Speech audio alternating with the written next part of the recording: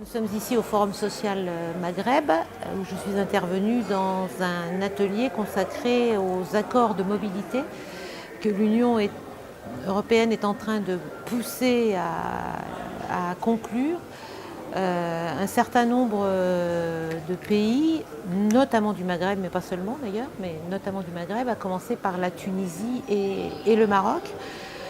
On pourrait se satisfaire du terme, accord de mobilité, c'est plutôt agréable à entendre, mais derrière, il y a des accords de réadmission purs et durs imposés aux États concernés et des hypothétiques libéralisations de visas qui se font essentiellement en fonction des besoins, notamment de l'emploi, de l'Union européenne, tout particulièrement ciblés sur les diplômés.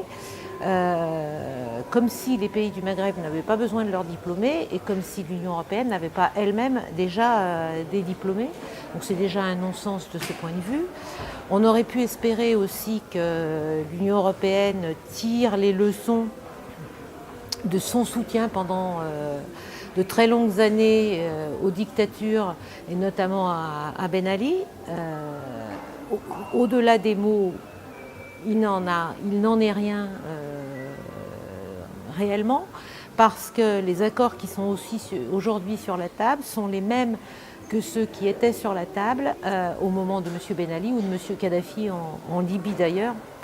Compte tenu de la situation en Libye, les négociations n'ont pas repris. Ça se situe dans un cadre général des politiques migratoires de l'Union européenne.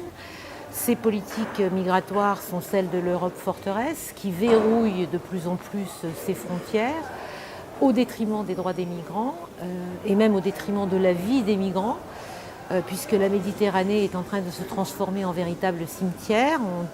Les ONG disent qu'il y a eu entre 20 et 25 000 morts au cours des 20 dernières années en Méditerranée.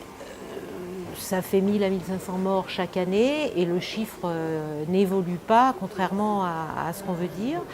Des barrières sont dressées aux frontières de l'Union européenne, à Ceuta et Melilla, mais aussi en Grèce et plus récemment en Bulgarie.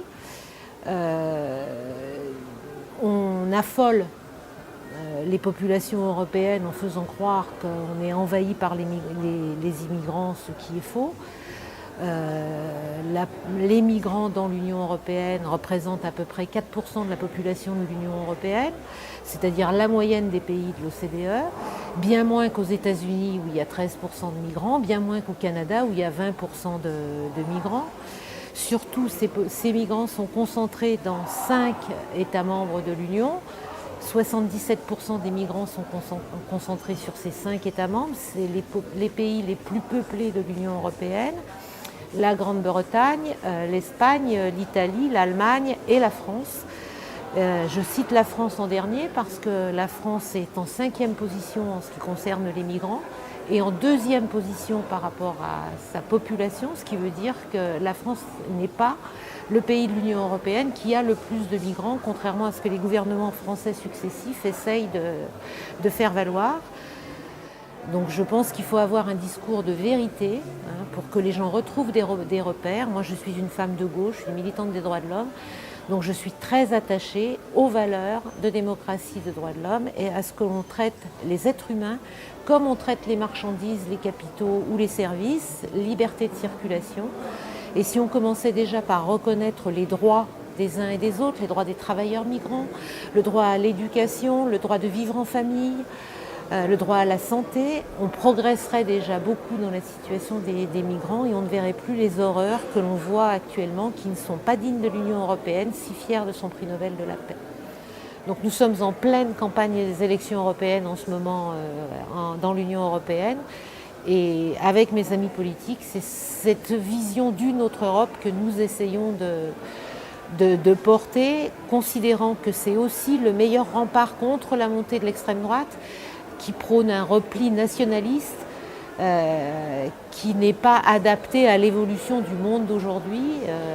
L'Union européenne représente 25% du commerce mondial pour moins de 10% de la population, donc c'est une richesse et cette richesse doit pouvoir bénéficier à l'ensemble de la population européenne et l'Union européenne doit avoir d'autres politiques avec les pays du Sud.